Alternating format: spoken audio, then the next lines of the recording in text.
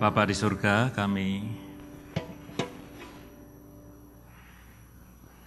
ada di tempat ini karena hati-Mu Tuhan, yang terlebih dulu mengasihi kami, yang terlebih dahulu menemukan kami, yang terlebih dahulu mencari kami, yang lebih dulu berinisiatif untuk menyelamatkan kami. Terima kasih Tuhan Yesus. Pagi ini kami minta supaya Tuhan boleh menularkan, boleh menanamkan, boleh menumbuhkan hati yang sama di dalam hati kami masing-masing yang ada dalam ruangan ini. Supaya semakin banyak lagi orang yang tadinya tidak mengenal Tuhan, boleh mengenal Tuhan. Yang tadinya jauh dari Tuhan, boleh dekat dengan Tuhan. Yang tadinya memiliki keraguan-raguan dalam iman, menjadi punya kepastian di dalam iman. Terima kasih Tuhan Yesus, kami serahkan waktu ke depan dalam tangan Tuhan, supaya Tuhan berbicara kepada kami. Dan sekali lagi boleh menularkan, boleh menanamkan hati-Mu dalam hati kami. Dalam nama Tuhan Yesus kami berdoa dan mengucap syukur. Amin. Selamat pagi Bapak Ibu sekalian. Ini bukan yang terakhir tahun ini. Kalau nggak ada perubahan, saya masih punya 2 schedule lagi sebelum tahun ini berakhir. Nanti bulan Oktober dan bulan Desember. Awal bulan Pak Kris telepon saya, biasa mau ngasih tahu kira-kira temanya apa untuk khotbah hari Minggu gitu ya. Dia bilang, kita lagi bahas Abraham nih Pak katanya. Betul ya? Ya betul ya, masa dia bohong ya? Bahas Abraham. Oh ya udah, saya bilang nanti kabari saya Abrahamnya yang bagian apa, aspeknya apa, nanti saya doakan, saya siapkan sebaik mungkin gitu. Tapi kemudian dia berubah pikiran dan memberikan saya satu perikop dari Yesaya pasal 6 ayat 1-13. Surprise, tapi saya belum tanya ini kenapa dia berubah gitu ya, saya belum tanya. Tapi kemudian dia langsung menambahkan dalam teksnya, kenapa dipilih Yesaya 6, karena berkaitan dengan kepergian saya atau pelayanan saya di Calgary. Loh kalau gitu ini khotbah buat saya sendiri nih. Bukan buat Bapak Ibu. Tapi saya tidak komentar, saya bilang ya saya akan siapkan sebaik mungkin dari Yesaya pasal 6 ayat 1-13. Tadi saya ngobrol sebentar gitu ya dengan Pak Aryo. Wah senang ya Pak ya. New life ya, hidup yang baru dan segala macam. Dan saya bilang sama dia, dan khususnya minggu ini Pak Aryo, saya merasa saya terlalu tua untuk memulai sesuatu yang baru. Sebabnya apa? Nah, ini dalam minggu ini nih 2 kali ini, heran ya, hari Kamis dan kemarin. Hari Kamis saya menghadiri ada teman yang meninggal gitu ya, teman dari UKI, saya datang. Kemudian ada satu orang aktivis di UKI, Pak lama tidak ketemu ya, salam-salaman gitu ya, istrinya mana? Saya tunjuk istri saya kan, istri saya di situ. Oh saya pikir itu anaknya Pak, wah merasa tua saya.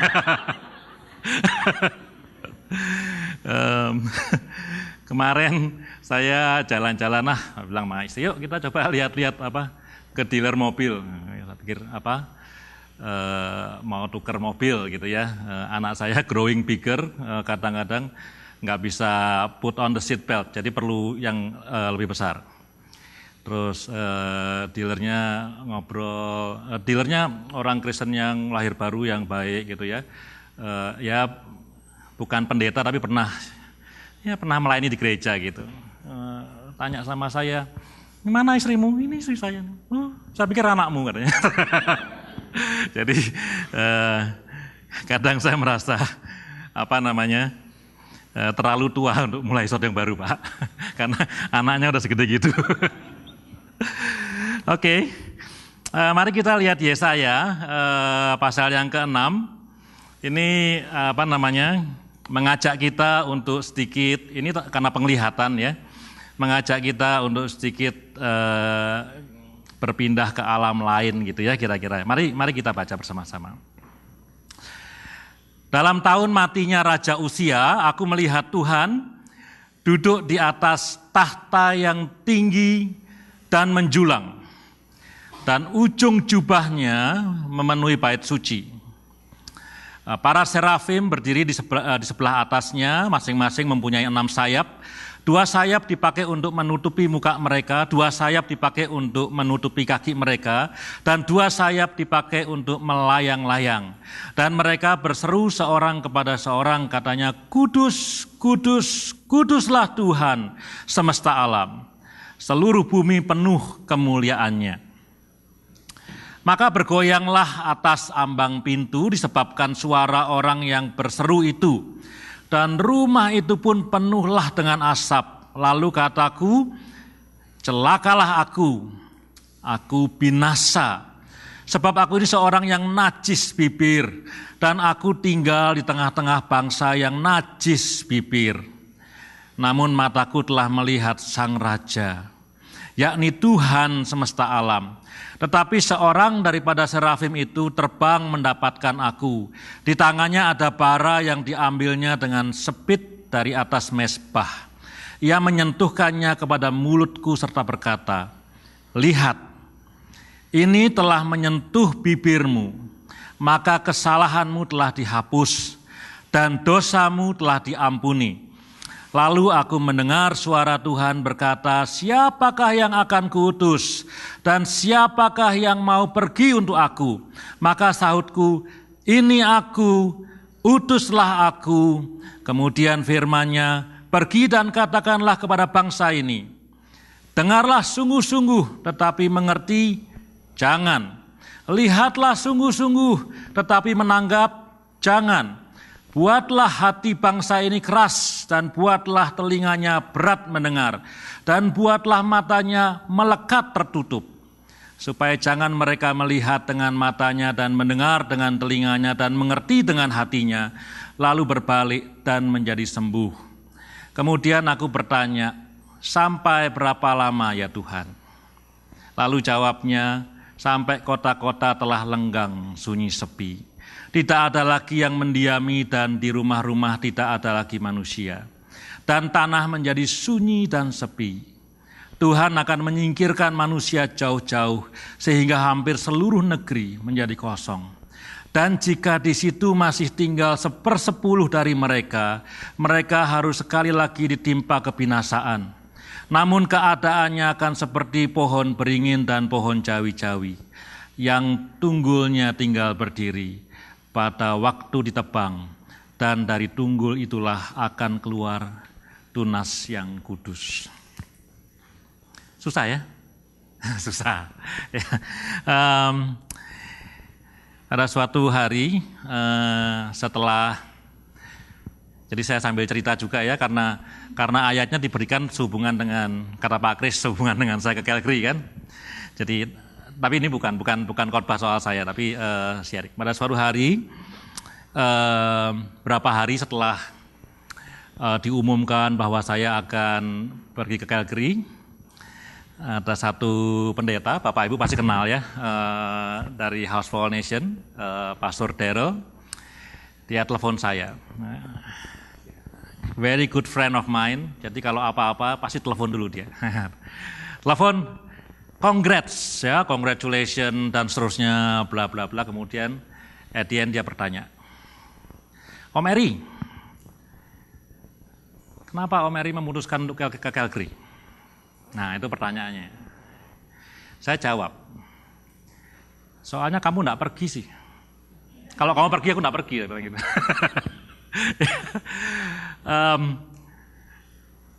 Jawaban saya itu spontan, but that's true. Saya masuk ke rumah, habis telepon, saya telepon di luar. Saya bilang sama istri saya, sekarang saya menemukan official answer, kalau orang bertanya, kenapa kamu ke Calgary? Jawabannya adalah karena tidak ada yang ke sana, maka kita ke sana. Nanti saya jelaskan apa artinya itu. Bapak Ibu sekalian, ini penglihatan dari Yesaya.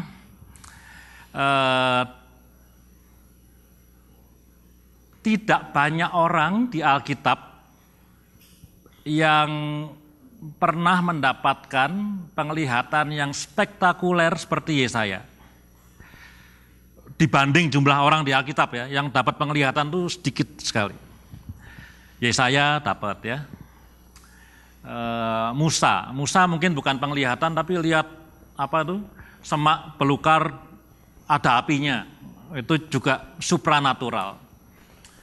Paulus jadi buta, lihat apa sinar matahari yang luar biasa, matahari atau bukan saya tidak tahu, tapi luar biasa terangnya sampai dia buta. Dia tidak lihat, dia buta kemudian, tapi itu supranatural. Petrus, Yakobus sama Yohanes pernah lihat transfigurasi itu, Yesus di atas bukit sama Elia dan Musa, pernah lihat seperti itu. Mungkin saudara bisa lihat berapa orang lagi, tapi minoritas. Itu Alkitab. Kalau kita bicara yang di luar Alkitab, kita susah ya. Saya bukan tidak percaya orang yang dapat penglihatan. Saya percaya, saya orang yang open sekali, saya percaya. Tapi you cannot prove it. Ya. Saya orang yang pernah dapat penglihatan, tapi saya sharing pada Bapak Ibu dan sekalian, how can you prove it? That's private to me. Gitu. Jadi saya bisa sharingkan. Saya banyak dengar kesaksian pendeta dapat penglihatan, atau barangkali yang mungkin Bapak Ibu bisa pro dan kontra, jalan-jalan ke surga, ke neraka dan segala macam. Saya tidak mau bilang itu salah atau enggak salah, tapi you cannot prove it. Gitu. Mana Alkitab aja kita bisa percaya. Tapi dalam cerita-cerita yang di luar Alkitab sekalipun, jadi hidup kita setelah Alkitab ditutup gitu ya, selesai gitu, yang dapat pengalaman-pengalaman supranatural juga minority. Bukan majority, ya, minority saja. Saya bukan mengatakan ini tidak penting, bukan, tapi saya ingin mengatakan bahwa kalau Bapak Ibu sampai hari ini tidak pernah mendapatkan pengalaman yang supranatural seperti Yesaya, bukan berarti bahwa Tuhan tidak ingin memakai Bapak dan Ibu untuk menjadi alatnya. Itu yang warning dulu itu ya. Karena kalau Bapak Ibu kemudian membaca Alkitab ini dan kemudian mengatakan, wah saya enggak merasa diutus sama Tuhan. Kenapa? Because dia enggak menampakkan dirinya kepada saya seperti dia menampakkan dirinya kepada Yesaya, maka fatal, misunderstanding gitu ya. Jadi banyak hamba-hamba Tuhan di dalam perjanjian lama, perjanjian baru, the majority yang tidak mengalami sesuatu yang supranatural seperti yang dialami Yesaya, tapi dipakai Tuhan juga dengan luar biasa. Dan banyak juga hamba-hamba Tuhan yang setelah Alkitab ditutup, jadi yang zaman kita atau zaman 2000 tahun setelah Alkitab itu selesai ditutup begitu ya, yang tidak mengalami pengalaman-pengalaman supranatural juga dipakai Tuhan dengan luar biasa. Jadi saya tidak mengatakan bahwa pengalaman supranatural itu tidak penting, tapi majority tidak mengalami itu, hanya minority. Jadi jangan merasa saya tidak sebagus Yesaya. Ya, ada maksud kenapa pengalaman ini diberikan kepada Yesaya. Kedua, ini khotbahnya bisa lama nih, soalnya nggak ada Pak Pendeta. Nomor dua, penglihatan ini terjadi ketika Raja Uzia sudah meninggal. Raja Uzia ini, kalau tahun kita bisa berdebat ya, kapan dia meninggal. Tapi let's say dia meninggal sekitar tahun 700, ini konsensus yang majority aja. Ini dunia akademis, Bapak Ibu nggak usah ikut berdebat, tapi percaya saja. Raja Uzia katakanlah meninggal sekitar tahun 742 sebelum Masehi. Jadi kira-kira 750 sebelum Masehi dia meninggal. Siapa Raja Uzia ini? Raja Uzia ini raja yang nomor satu taat sama Tuhan. Ya, hidupnya termasuk raja yang taat sama Tuhan. Raja Israel itu ada dua, yang taat sama Tuhan sama yang nggak taat sama Tuhan. Gitu, cuma dua aja. Dia, kalau Bapak Ibu sempat, dugaan saya nggak sempat baca extra biblical material gitu ya, jadi buku-buku sejarah Israel di luar Alkitab ini, dia hebat memajukan pertanian, memajukan apa. Dia itu adalah raja yang setelah Salomo adalah raja nomor 2 yang paling hebat, paling besar, paling kaya, yang membuat Yehuda itu prosperous. Yang nomor 1 Yosafat, nomor 2 Usia, gitu. Setelah Salomo. Jadi setelah Salomo bikin bait suci, ini raja nomor 2 yang paling hebat di Yehuda. Jadi raja yang hebat ini meninggal, ya. Jadi kalau raja jahat meninggal, nah artinya ini raja yang hebat ini meninggal. Nah, ini saya perlu menjelaskan sedikit ya. Tapi saya enggak mau terlalu banyak. Waktu Daud masih hidup, dia pernah bilang di dalam 2 Samuel, dia mengatakan ya, nanti akan lahir dari keturunanku tunas. Ini tadi yang kita baca di ayat terakhir, tunas yang kudus. Ingat toh ayat 13 tuh, kata terakhir tunas yang kudus. Daud pernah bilang akan lahir tunas. Dan kemudian kerajaan tidak akan mengalahkan dia akan kekal selama-lamanya, dia akan jaya dan seterusnya dan seterusnya. Itu Daud pernah ngomong. Ketika Daud sudah mati, kemudian ada Salomo, nubuat itu diulang lagi dalam 2 Tawarikh. Ada tunas nanti. Orang Israel beda dengan kita ya. Kita orang yang lahir setelah perjanjian baru, kita tahu bahwa tunas itu adalah Mesias. Yesus ya. Tapi orang Israel yang mendengarkan Daud mengatakan bahwa nanti dari keturunanku akan lahir seorang raja, tidak ada kerajaan yang bisa mengalahkan dia dan seterusnya dan seterusnya. Orang Israel berpikir, orang Yahudi berpikir ini adalah literally akan ada raja Israel yang begitu kuatnya yang tidak akan terkalahkan. Jadi ketika Salomo lahir nggak gitu, nyanyi, nangis gitu ya. Warga Israel itu berdebar-debar, berpikir-pikir apakah ini adalah tunas yang dimaksudkan oleh Daud. Ternyata enggak, ya toh? Ternyata dia kemudian menikah, punya banyak gundik, jatuh dalam penyembahan berhala. Ternyata salah ya. Kemudian setelah Salomo punya anak lahir, nangis Rehabeam, namanya Rehabeam. Kemudian orang-orang Israel bertanya-tanya, is this the seed? Apakah ini benih atau tunas yang dimaksud Daud? Ternyata enggak. Terus lahir lagi anaknya Rehabeam, terus lahir gitu ya.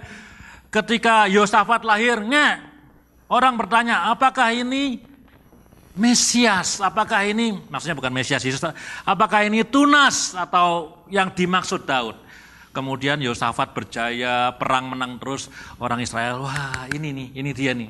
Ternyata mati juga di akhirnya. Berarti bukan. Orang Israel nunggu terus. Nah, sampai hari ini orang Yahudi itu nungguin terus, mana ini tunasnya Daud belum muncul-muncul gitu ya. Kita sudah tahu Mesias itu tunasnya, tapi orang Yahudi yang ortodoks masih nunggu terus, ini mana tunasnya kok belum keluar-keluar gitu. Ketika Usia lahir dan kemudian menjadi raja yang sukses, pertanian maju, industri maju, Israel bilang, ini nih tunasnya. Mati juga dia.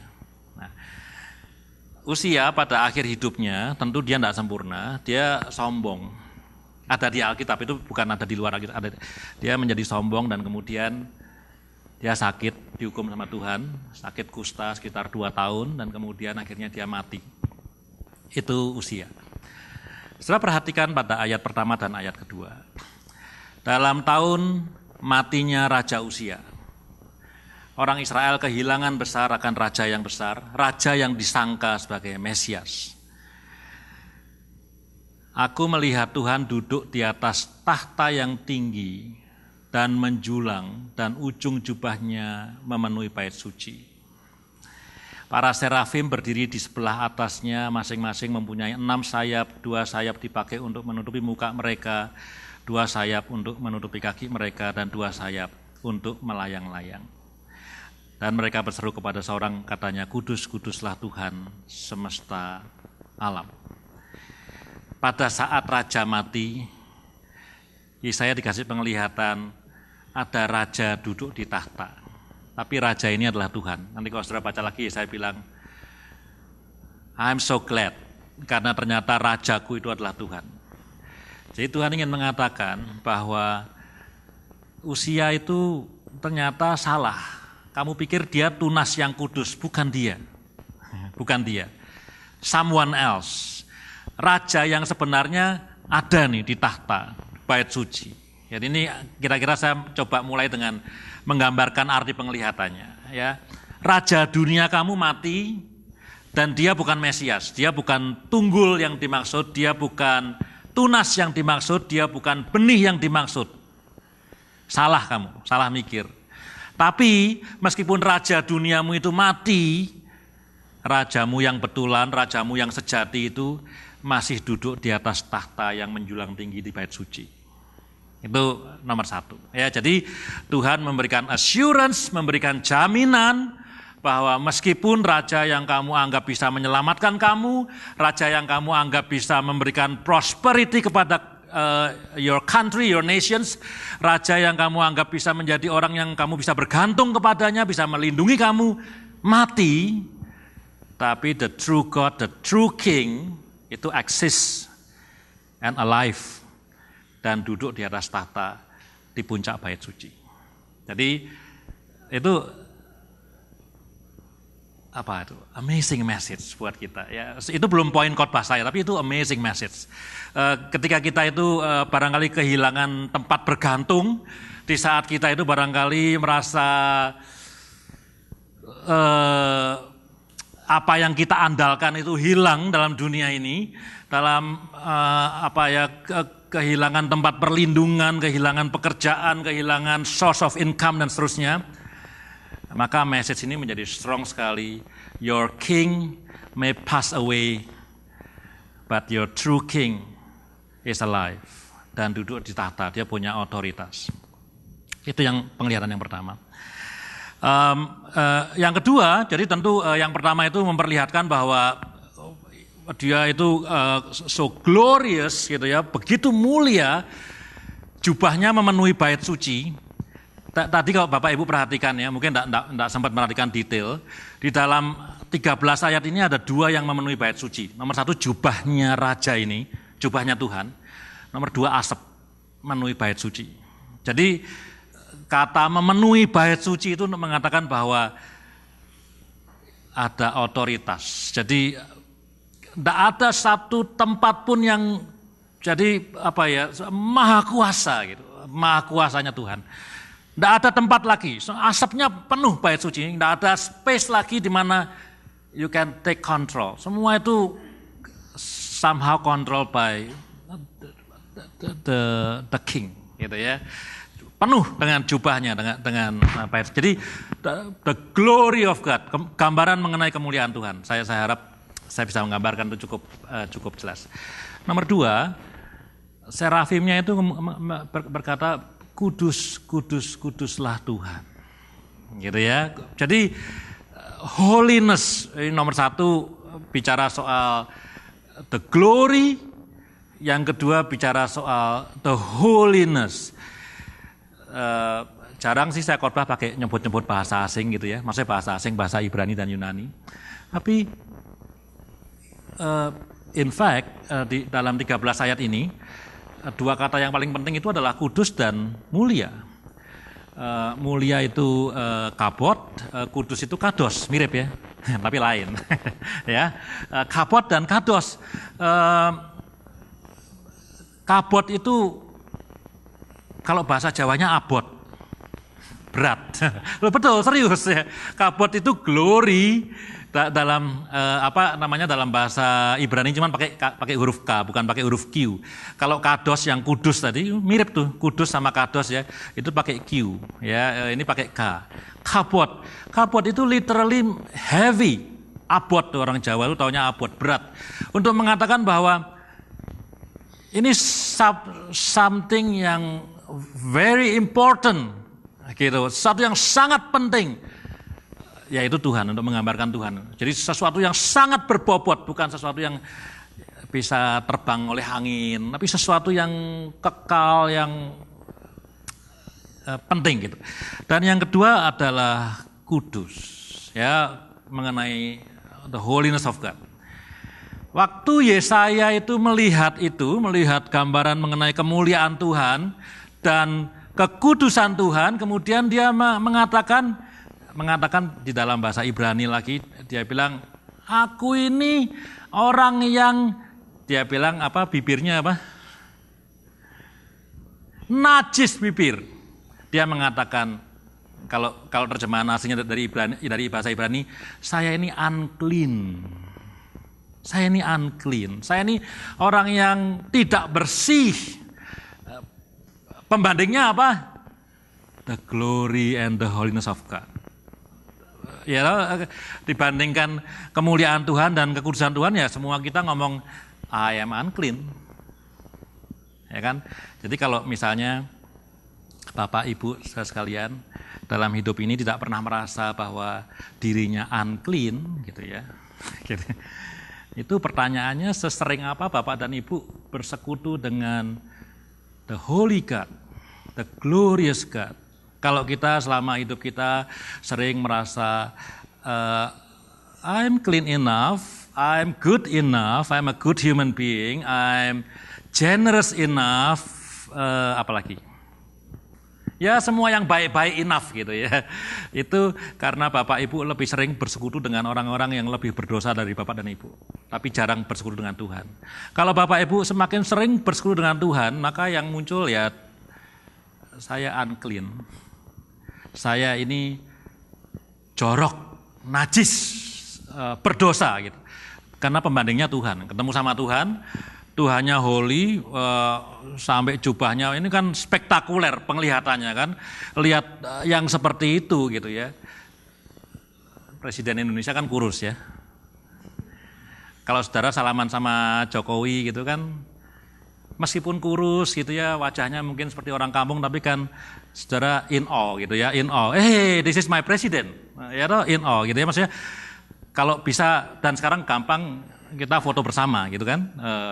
Tapi kalau ketemunya presiden yang kayak SBY kan tinggi, tegap gitu, barangkali O-nya lebih lagi. Wah ini tegap, saya mesti lebih nunduk lagi gitu ya. Kalau ketemu yang apa, siapa lagi ya presidennya? Ya, ini contoh ya. Jadi kalau ketemu apa Ratu Elizabeth gitu, wah rasanya lebih lagi, meskipun dia bukan ratu kita, mungkin ratunya orang Kanada ya kali ya. Maksudnya bukan ratu orang yang berdarah Indonesia gitu ya. Tapi ketemu dia ada mahkotanya, tentu kita lebih in awe lagi.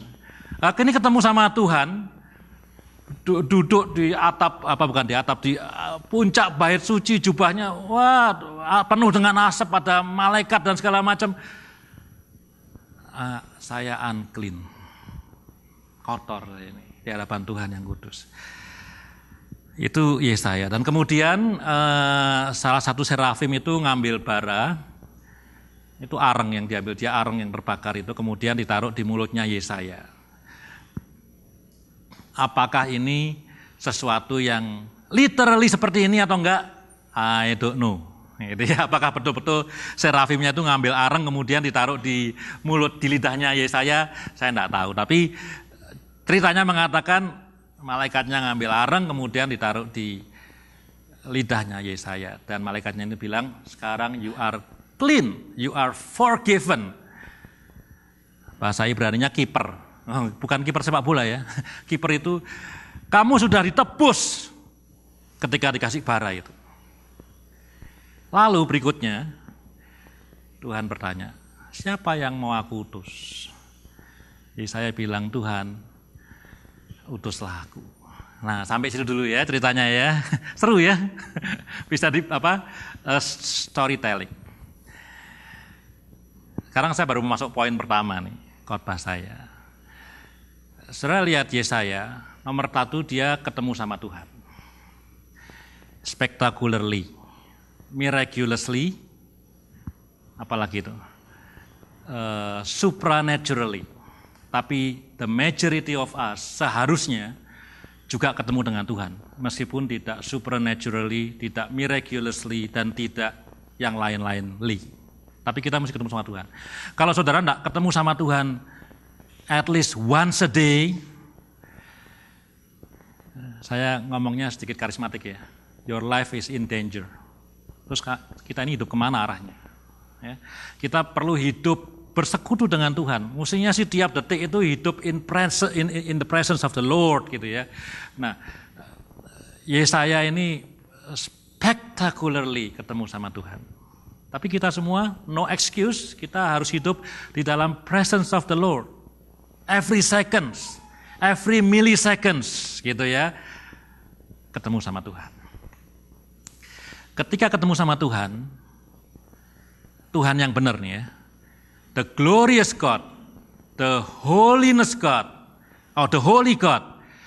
Yang muncul, reaksi yang muncul nomor satu adalah awareness. That I'm a sinful human being.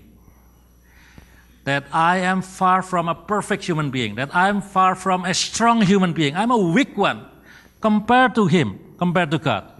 I'm powerless.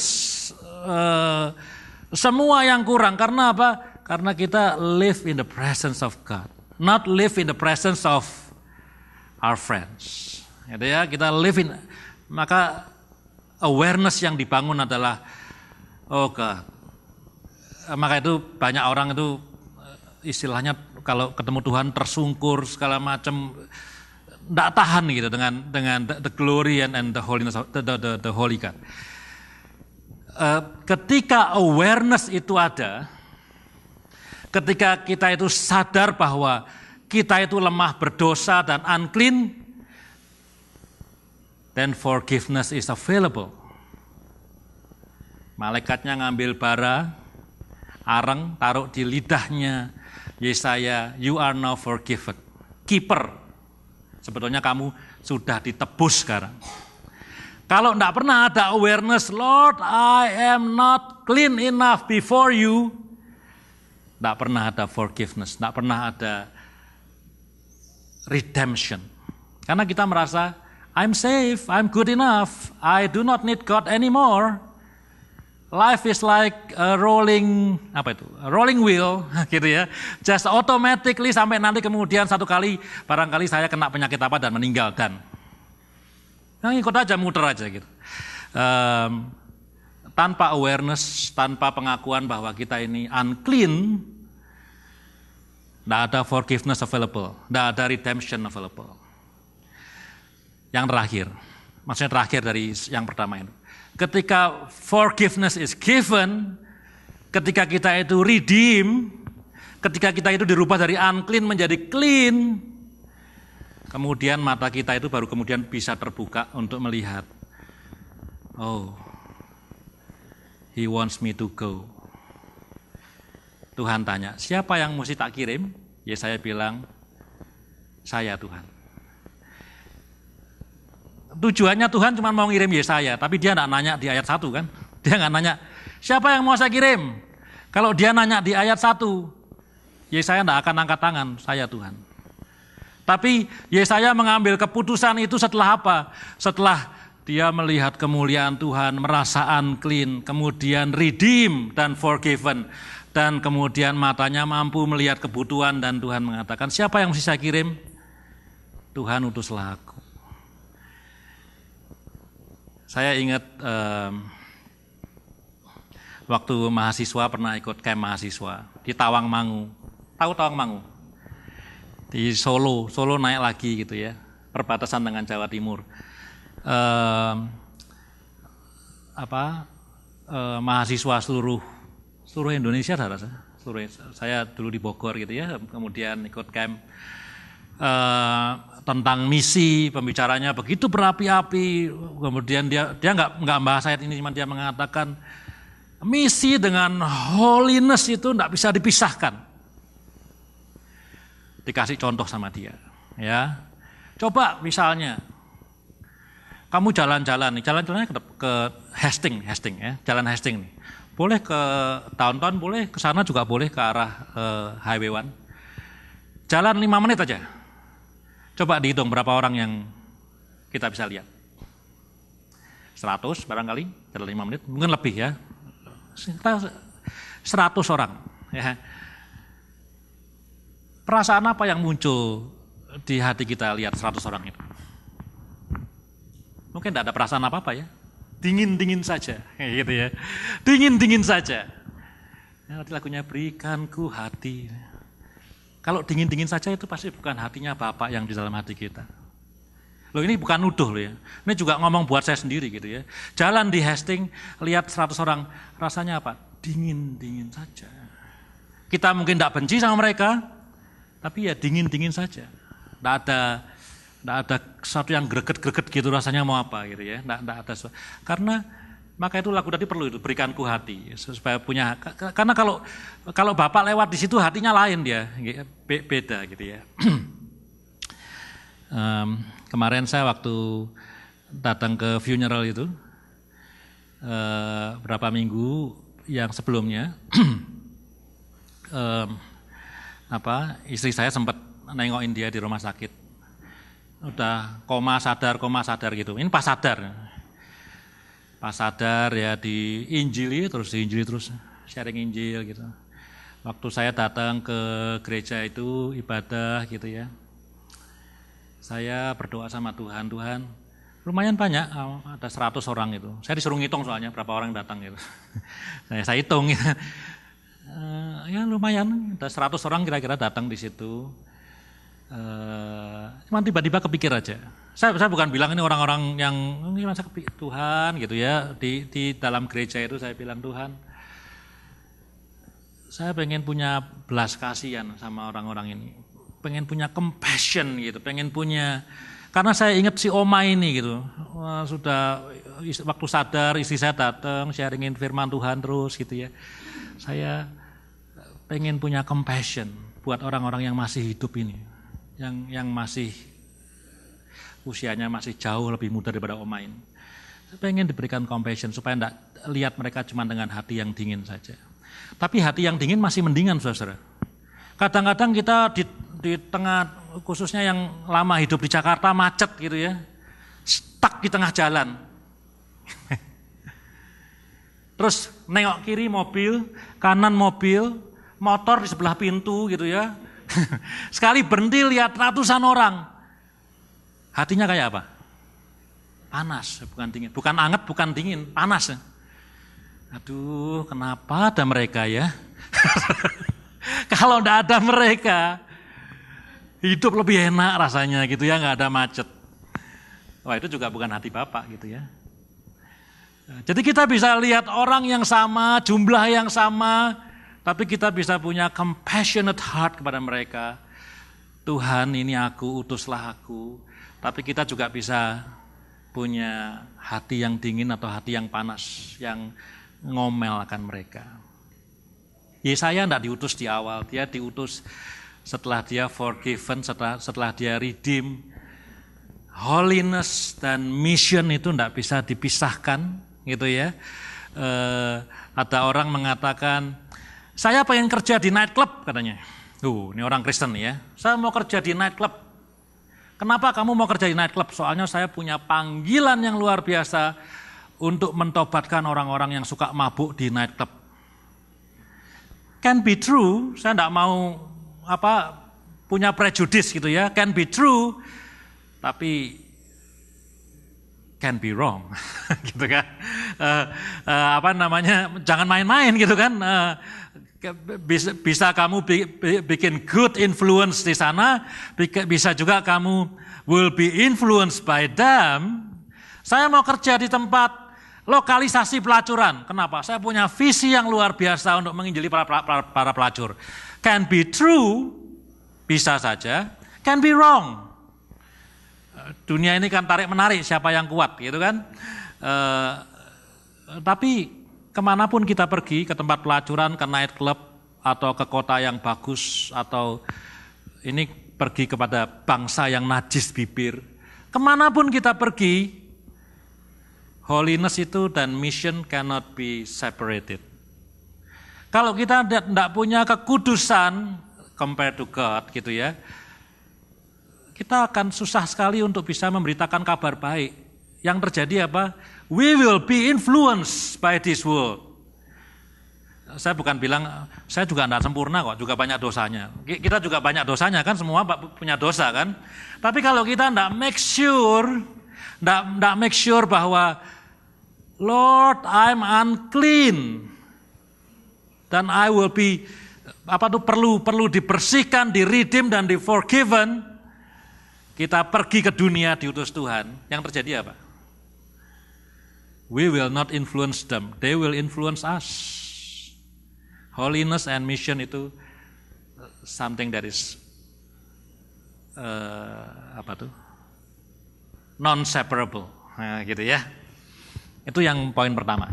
Ya, jadi prosesnya apa? Ketemu Tuhan, living in the presence of the Lord. Nggak usah supranatural, kita living in the presence of the Lord. Kalau betul-betul ketemu Tuhan merasa unclean, awareness ngaku sama Tuhan, maka itu ada pengakuan dosa dalam ibadah ini, kemudian Tuhan mengampuni, baru kita bisa melihat dunia ini dengan kacamata yang berbeda, dengan belas kasihan, dan kita bisa influence mereka. Itu yang poin pertama. Poin yang kedua, meskipun Tuhan itu maha kuasa, meskipun Tuhan itu take control, tapi bagi saya juga ada di Alkitab, dan bukan cuma di Alkitab, dalam teologi Kristen juga ada yang namanya the freedom of human being. Tadi pagi saya pilih-pilih mau pakai baju apa ya. Saya nanya sama istri saya, jas atau batik? Saya nanya gitu. Apakah Tuhan yang menentukan saya pakai baju ini? Ya barangkali ya, ada juga penentuan Tuhan, barangkali saya nggak tahu. Tapi sih dalam perasaan saya milih-milih aja, saya lihat-lihat di gantungan, dah pilih ini sudah lama nggak dipakai, saya pakai ini gitu. Jadi ada freedom of choice. Saya ke Calgary, apa ada yang maksa saya? Nggak ada yang maksa saya tuh. Kecuali kalau dipaksa gitu ya. Waktu saya kan sebelum memutuskan juga minta nasihat gitu kan. Kakak saya bilang begini sama saya, ada 3 kemungkinan kamu ke Calgary.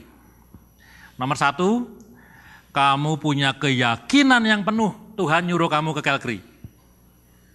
Kalau itu yang terjadi, tidak digaji, tidak punya rumah, homeless, tidak bisa makan, kamu tetap pergi ke Calgary karena kamu punya keyakinan penuh bahwa Tuhan mengutus kamu.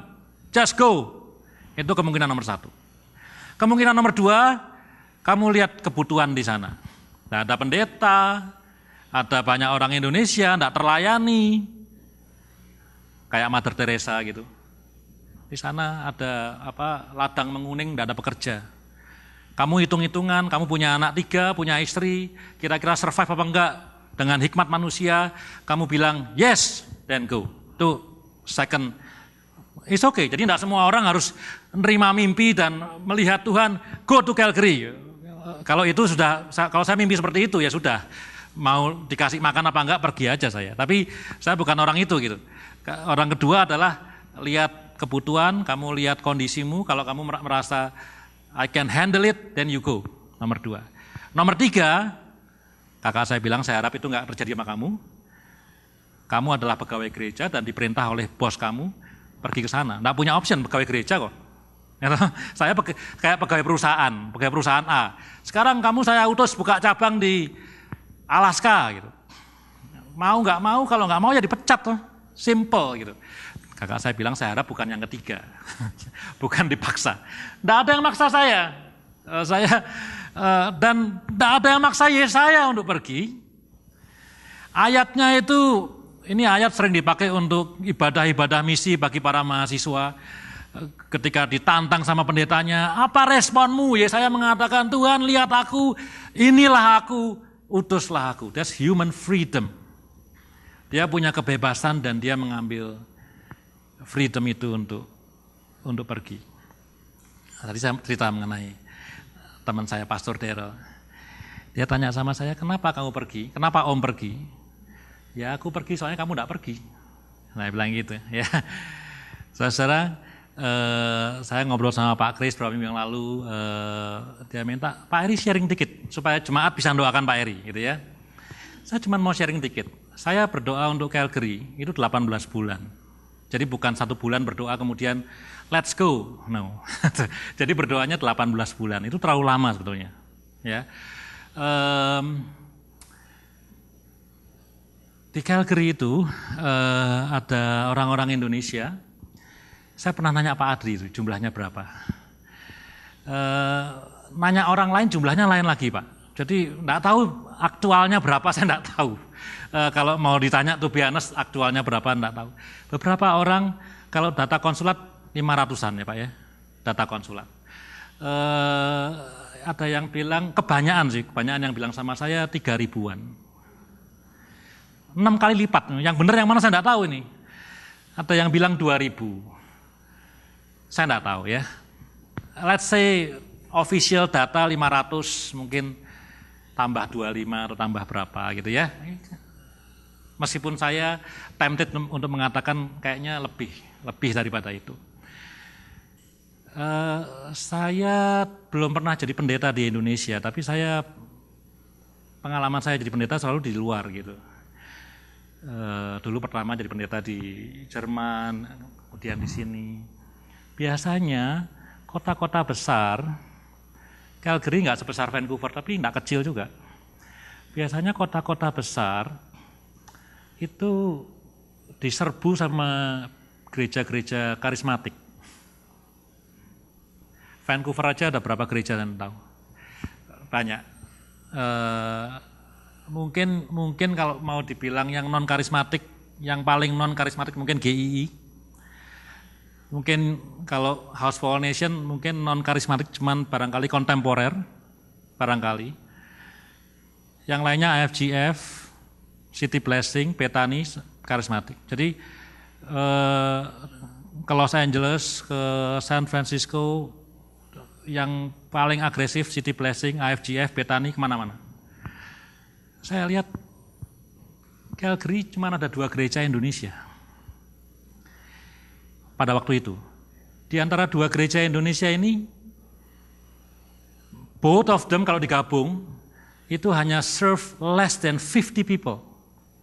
Jadi kalau misalnya data konsulat itu betul, hanya 500 orang, kalau cuma 500 loh ya, 2 gereja hanya serving 10% of the population.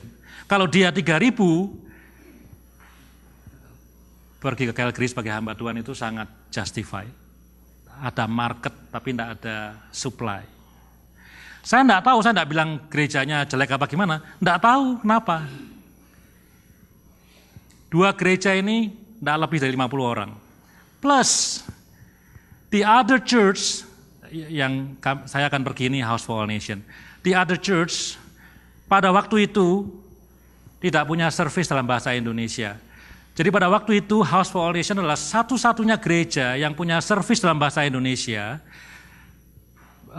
Tapi mulai bulan Mei, kemudian gereja satunya juga buka service dalam bahasa Indonesia. Jadi baru mulai bulan Mei itu bulan lalu ya. Baru bulan lalu dia. Jadi selama, dan gereja House for All Nation sudah eksis selama 10 tahun di sana. Jadi selama 10 tahun hanya ada 1 gereja di Calgary yang offer service in bahasa Indonesia. Dan yang hadir cuma 20 orang.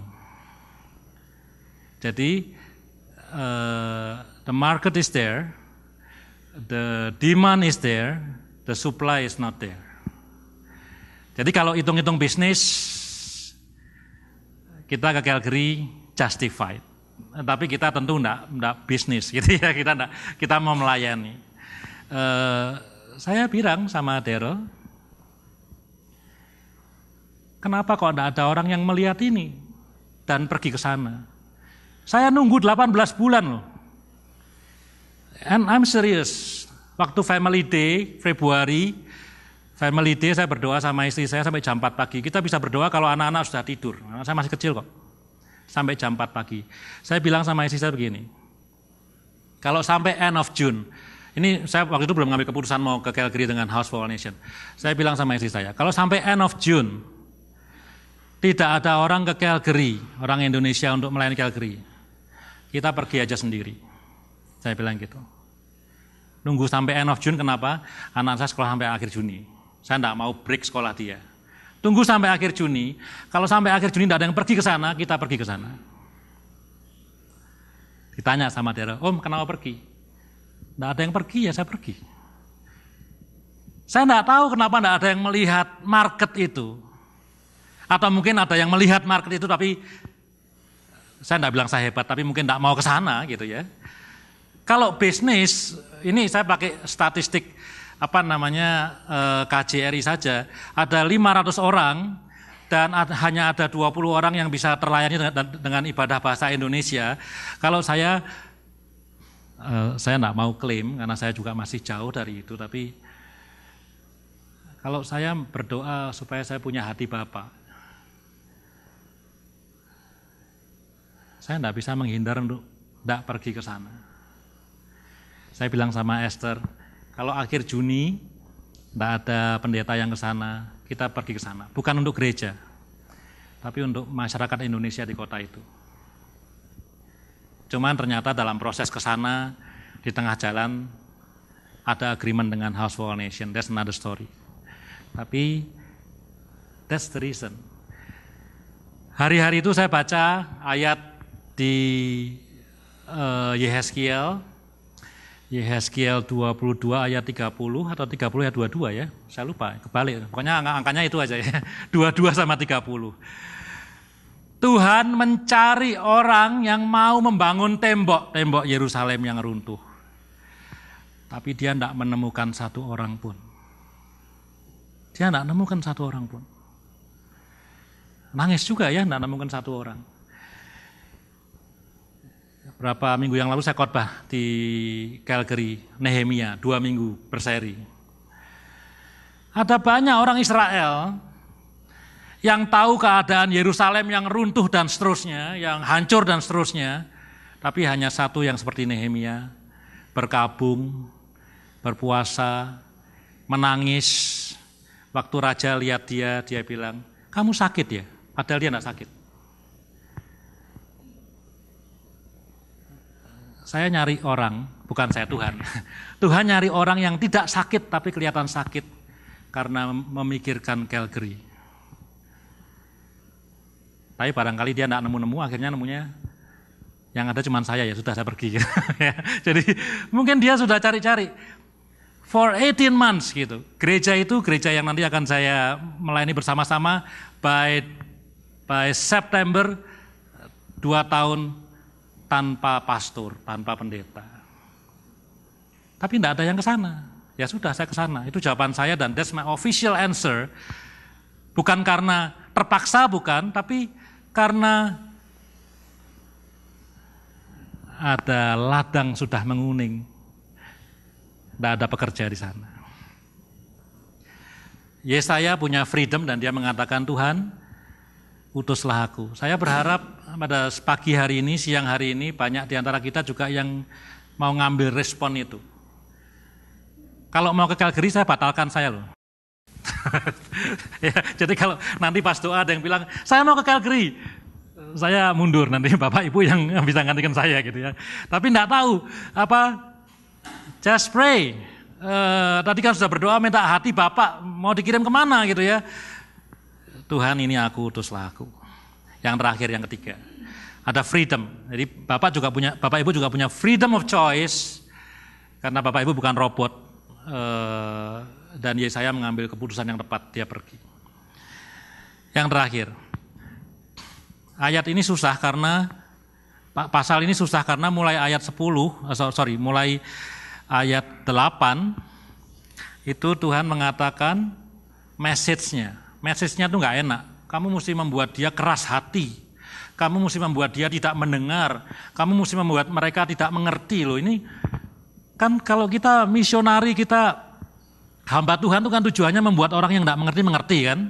Membuat orang yang tidak mau mendengar jadi mendengar. Membuat orang yang keras jadi lembut. Ini kok kamu saya utus supaya mereka keras dan seterusnya gitu ya. Nah, Bapak Ibu perlu belajar di dalam perjanjian lama, itu kalau ada nabi yang diutus, itu jenis pesannya ada 2. Yang satu adalah kabar baik, yang kedua adalah judgment. Jadi selalu ada mercy dan ada judgment.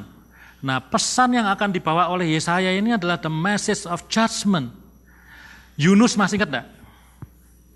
Ya, Yunus itu diberi mandat sama Tuhan ke Niniwe untuk delivering a message of judgment. Bahwa kemudian akhirnya mereka bertobat, it's another story. Di Taurat juga ada katakan bahwa kasih karunia Tuhan itu lebih panjang daripada amarahnya. Tapi nabi-nabi itu selalu punya dua tugas, selalu salah satu. Kalau dia tidak diminta untuk memberitakan, nabi kan juru bicara Tuhan. Kalau dia tidak diminta untuk memberitakan the message of grace atau mercy, yang nomor dua the message of judgment. Jadi Yesaya ini diutus sama Tuhan, sama Yahweh untuk memberitakan the message of judgment. Tuhan marah gitu. Tapi perhatikan, saya suka dengan satu kata tadi, hampir. Kalau Roma sudah sepi, semua orang sudah mati, sudah kena hukuman, dan hampir sudah punah. Tapi selalu ada sebagian kecil yang dalam bahasa Inggris disebut remnant, sisa Israel.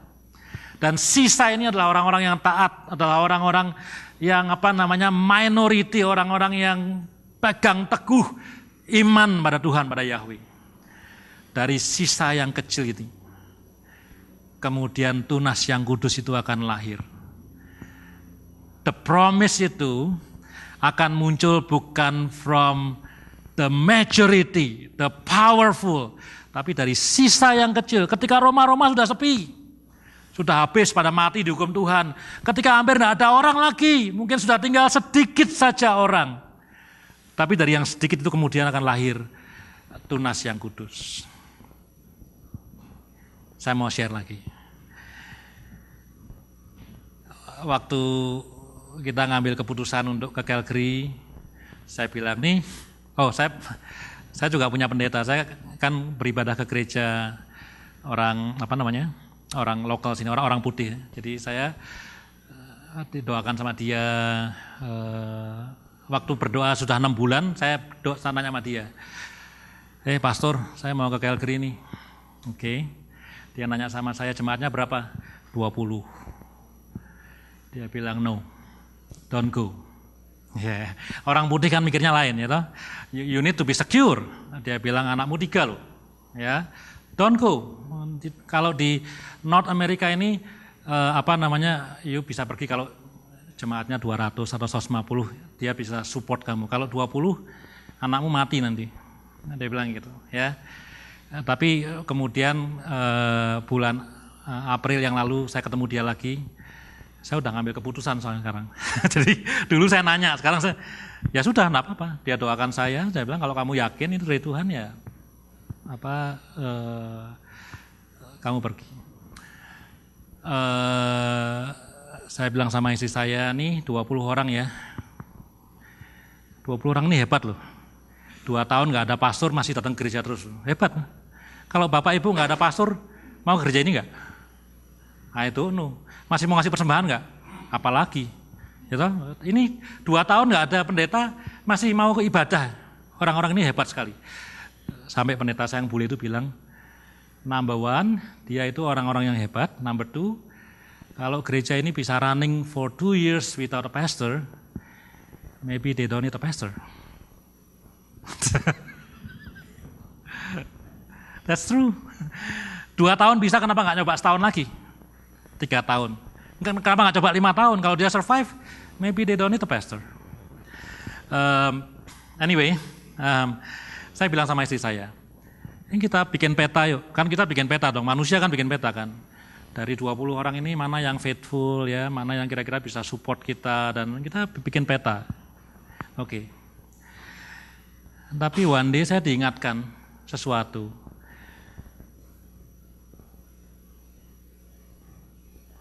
Mungkin orang-orang yang saya anggap bisa diandalkan, gitu ya, mensupport ministry di sana dan segala macam, jadi leader dan segala macam. Saya tidak tahu rencana Tuhan, saya tidak tahu sama sekali. Tapi ketika mempersiapkan Yesaya ini, sampai rumah-rumah sepi. Sebenarnya 20 udah sepi sih. Ya, gereja 20 sepi loh. Kalau Bapak Ibu ini kan mungkin berapa nih? Berapa puluh saya enggak tahu ya. Berapa? 70 barangkali ya. Agak rame. 20 sih udah sepi sebenarnya. Tapi sampai rumah-rumah sepi tidak didiami dari the minority, dari yang sedikit itu, nanti akan muncul the seed, tunas, tunggul, pengharapan. Jadi meskipun Tuhan itu punya the message of judgment, pesan yang buruk karena dosa-dosa orang-orang ini, amarahnya itu sudah mau pecah gitu ya Tuhan gitu ya. Tapi His mercy atau rencana Tuhan mengenai anugerahnya yang luar biasa itu tidak pernah akan batal. Ada sebagian kecil orang, the remnant, sisa Israel yang nanti akan melahirkan tunas itu. Dan kemudian munculnya adalah Yesus. Bapak Ibu, itu adalah yang saya ingin sampaikan pada pagi hari ini. Saya berharap mungkin saya diberi waktu 3 menit lagi. Saya orang yang percaya bahwa Tuhan itu punya maksud yang spesial buat setiap kita. Regardless usia, regardless jenis kelamin, regardless social status atau pendidikan, punya maksud yang penting untuk setiap kita. Dan maksud itu juga bukan sekedar, oh ya kan Tuhan pokoknya mau pakai saya lah untuk bantu-bantu gereja sedikit lah gitu ya, bantu-bantu lewat persembahan saya, lewat perpuluhan saya, lewat kehadiran saya, itu bagus semua, itu semuanya bagus itu. Tapi bayangan saya atau my belief, God store something extraordinary untuk setiap kita. Saya tidak percaya saya akan menjadi orang yang lebih baik bisa melayani di Calvary dibandingkan Bapak dan Ibu. The key is only siapa yang mengatakan kepada Tuhan, Tuhan ini aku, utuslah aku. I think that's the key. Human freedom. Tuhan tidak maksa saya ke sana. Honestly, saya bilang ke Pak Sony saya ke sana hatinya gentar sih. Saya nggak merasa mampu, saya bukan an able pastor. Saya bukan a gifted evangelist. Saya a teacher, yes. Saya a teacher ya, mungkin. Tapi I'm not an evangelist. I'm not a good pastor. Cuman barangkali hanya saya yang mengatakan Tuhan ini dan utuslah aku, gitu.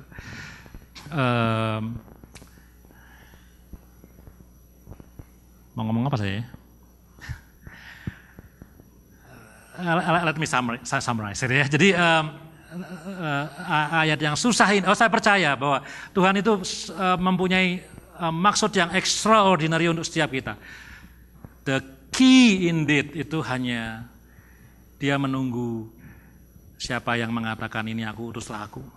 Kemana saja, tidak tahu kemana.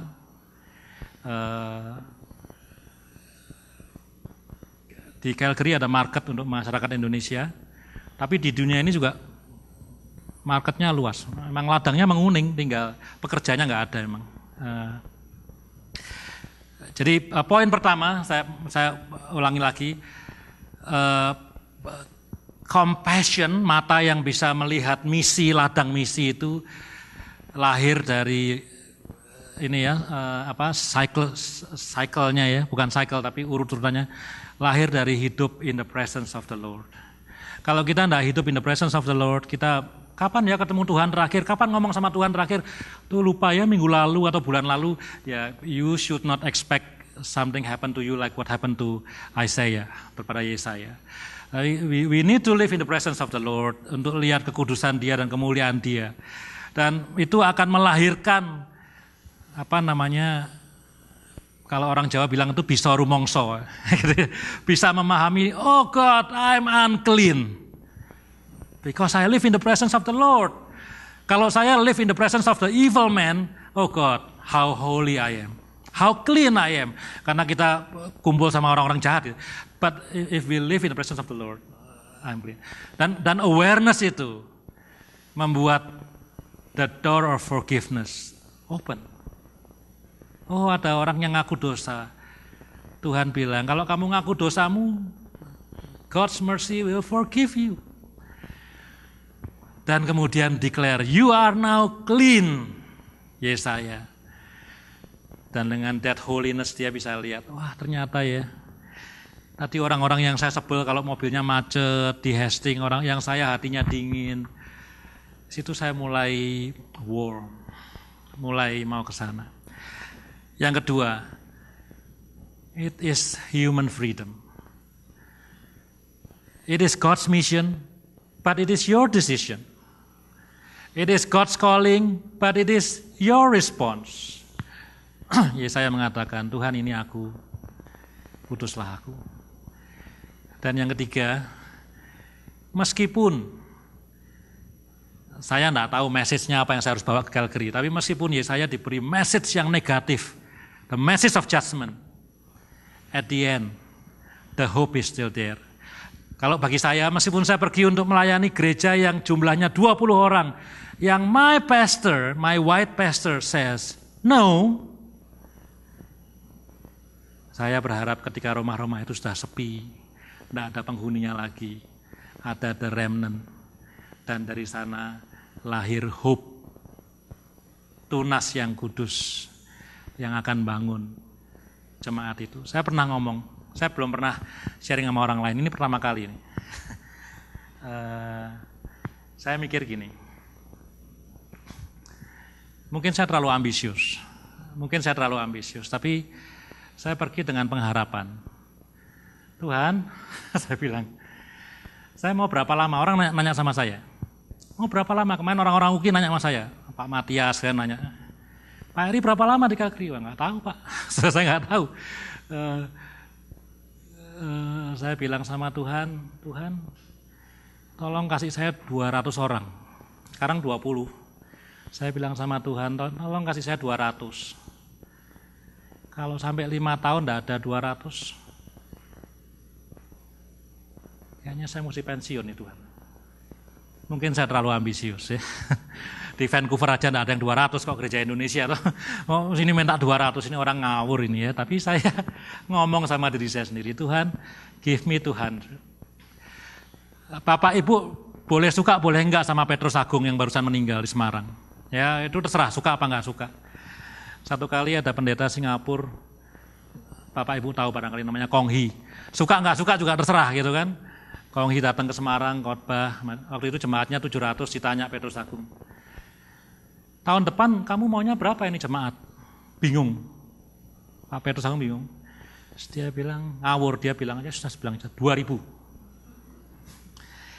Terus dirangkul sama Kong Hee, ayo kita berdoa supaya jemaatmu 2.000 tahun depan. Tahun depan 2.000. Regardless you like it or you don't like it, saya cuma mau sharing, kalau Bapak Ibu bisa doakan. Saya bilang sama Tuhan, give me 200 by 5 years. Mungkin saya terlalu ngaco, terlalu mabuk barangkali ya, karena penuh dengan asap barangkali, seperti yang Yesaya ini. Tapi itu doa saya. Give me 200 in 5 years, or I live. I don't know. Tapi kalau Bapak Ibu bisa doa, gereja ini sudah begitu luar biasa. Pak Kris selalu update, announce tentang situasi saya. Saya appreciate, itu bagian dari doa saya untuk Calgary. Saya percaya ketika rumah-rumah sudah sepi, tidak ada orang lagi, from the remnant, dari sisa itu, muncul tunas yang kudus, muncul pesan pengharapan. Bukan dari the majority, bukan dari the crowd, tapi dari the remnant. Mari kita berdoa. Tuhan Yesus, terima kasih untuk firman-Mu pada pagi hari ini Tuhan. Hamba berdoa, yang pertama-tama Tuhan, hamba berdoa untuk jemaat-Mu di tempat ini supaya firman Tuhan pada pagi hari ini boleh membangkitkan semangat kami untuk living in the presence of You, the most holy God, the most glorious God. Kalau kami sering lupa berdoa, kami sering lupa baca firman Tuhan, kami sering lupa bahwa Engkau ada, bahwa Engkau itu real, exist and alive. Pagi ini kami minta ampun Tuhan, kalau kami sering membandingkan diri kami dengan orang-orang lain dan merasa cukup baik. Pagi hari ini Tuhan kami ingin memandang Engkau dengan segenap kesucian-Mu, dengan segenap kemuliaan Tuhan,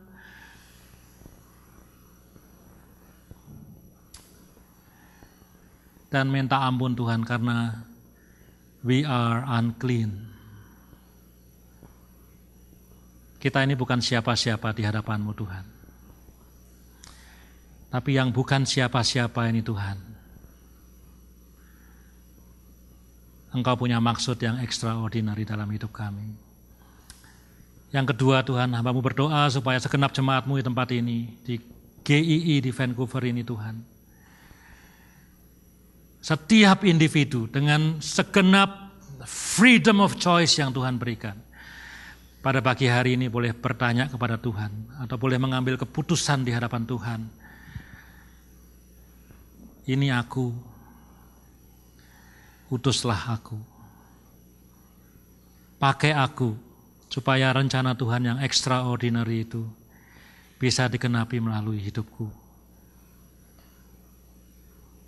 Dan yang ketiga Tuhan, hamba berdoa supaya dalam jemaat ini, di dalam setiap masa-masa sulit, entah itu kesehatan, entah itu finansial, entah itu keluarga, relationship, entah itu kesulitan pekerjaan, entah itu tidak tahu segala problem yang pernah ada dalam dunia ini Tuhan. Anak yang sulit barangkali. Biar firman Tuhan pada hari ini boleh menguatkan. Karena kasih karunia Tuhan jauh lebih panjang, jauh lebih lebar dari amarah-Mu Tuhan. Bahwa at the end, bahwa ketika segala sesuatu yang kami bisa andalkan itu lenyap, ada satu pengharapan yang akan menolong kami, yang akan memutarbalikkan situasi, yang akan memberikan berkat ilahi dalam kehidupan, yang akan menyelesaikan masalah. Terima kasih Tuhan Yesus, terima kasih. Di dalam nama-Mu yang kudus, kami berdoa dan mengucap syukur. Amin.